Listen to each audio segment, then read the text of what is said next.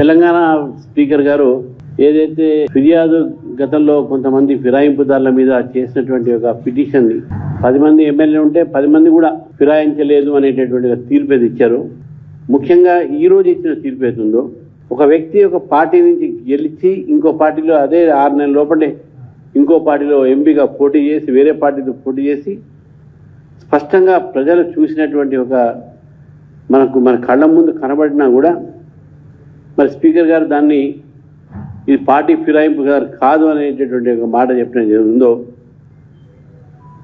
ఒక వ్యక్తి ఒక పార్టీలో గెలిచి ఇంకో పార్టీ క్యాండిడేట్కు ప్రచారం చేసినటువంటి ఒక స్పష్టమైనటువంటి ఒక రికార్డ్స్ ఉన్నప్పటికీ కూడా వాళ్ళిద్దరు కూడా పార్టీ ఫిరాయించలేదు అని చెప్పేసి ఏదైతే తీర్పు ఇచ్చారో ఇది ప్రజాస్వామ్య వ్యతిరేకమైన తీర్పు.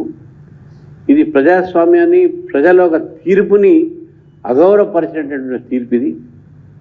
ఈ తీర్పు ఏది ఉందో నేను రాహుల్ గాంధీ గారిని అడుగుతున్నాను, మీ నాన్నగారే ఈ యాంటీ డిఫెక్షన్ లా తీసుకొచ్చారు.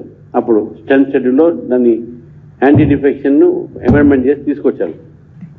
మరి అటువంటి ఒక మీరు రాజ్యాంగం రోజు చేతిలో పడుకొని తిరుగుతున్నారు జేబులు వేసుకొని, మరి అటువంటి రాజ్యాంగాన్ని మీ పార్టీ యొక్క సభ్యులు మీ పార్టీ సంబంధించిన గవర్నమెంట్లో స్పీకర్ ఈ తీర్పుని మీరేం చేస్తారు?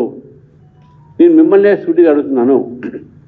అయితే ఇది ఏ రాజ్యాంగం అయితే మీరు పట్టుకొని తిరుగుతున్నారో దాన్ని అగౌరవపరిచినట్టు కదా.